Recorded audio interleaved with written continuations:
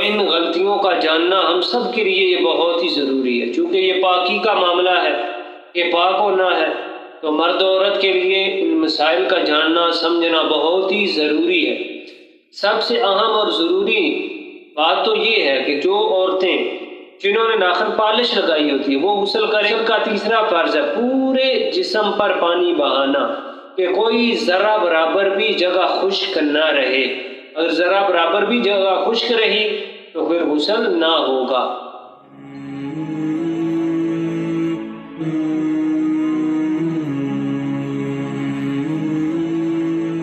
اعوذ باللہ من الشیطان الرجیم، بسم اللہ الرحمن الرحیم۔ وَإِن كُنتُمْ جُنُبًا فَطَهَّرُوا، صدق اللہ العظیم۔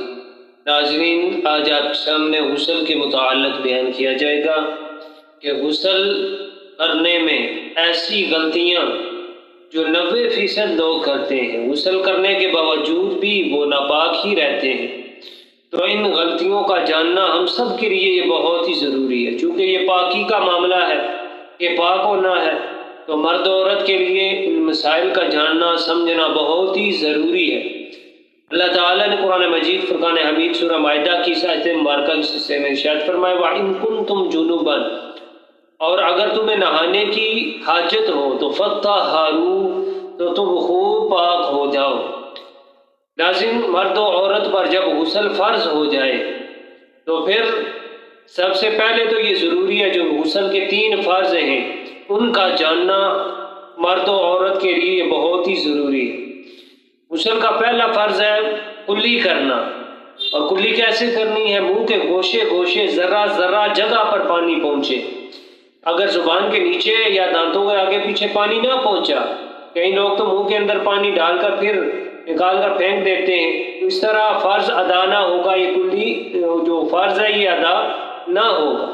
لازم کلی ایسے کرنی ہے حالت جنابت کی، جب غسل فرض ہو جائے تو پورے منہ کے اندر گوشے گوشے میں پانی جائے، دانتوں میں اگر کوئی چیز لگی ہے تو انہیں ہٹا کر اس کے نیچے پانی پہنچانا بھی یہ ضروری ہے۔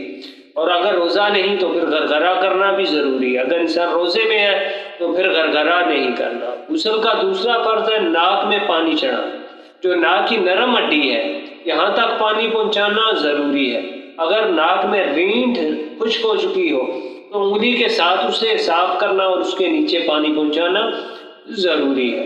اور غسل کا تیسرا فرض ہے پورے جسم پر پانی بہانا، کہ کوئی ذرہ برابر بھی جگہ خشک نہ رہے۔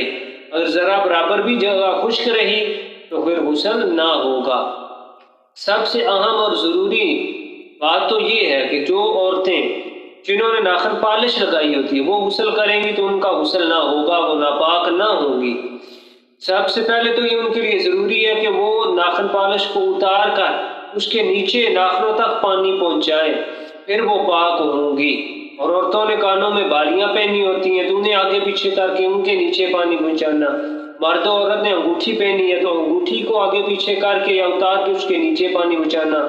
عورتوں نے ہاتھوں میں اگر کوئی چوڑیاں پہنی ہیں تو انہیں آگے پیچھے کر کے ان کے نیچے پانی پہنچانا بھی ضروری ہے۔ اور سب سے ضروری اور اہم بات جو 90% لوگوں کو نہیں پتا، وہ غسل کرنے کے باوجود بھی اسی طرح ناپاک کے ناپاک ہی رہتے، کہ انسان کے جو کان ہیں، کانوں تک اس طرح تو پانی نہیں پہنچتا، ان کے لیے ضروری ہے کہ کانوں میں انگلی ماری جائے اور وہاں تک بھی پانی پہنچایا جائے۔ اور ناک میں بھی پانی نہیں پہنچتا، خاص کر جس شخص کو موٹاپا ہے تو اس کی یہ جگہ خشک رہ جاتی ہے، تو یہاں ناک کے اندر انگلی مارنا تاکہ کوئی ذرہ برابر بھی جگہ خشک نہ رہے۔ اگر یہاں بھی کوئی جگہ خشک رہ گئی تو غسل نہ ہوگا۔